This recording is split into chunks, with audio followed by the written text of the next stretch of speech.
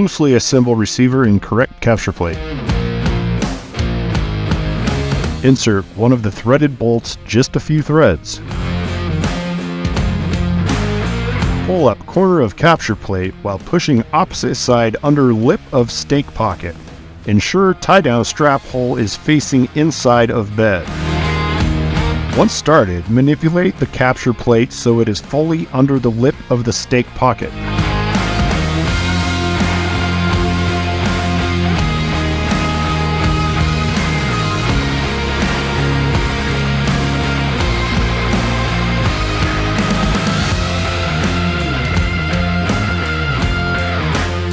Insert the other bolts and tighten equally. Do not over-tighten.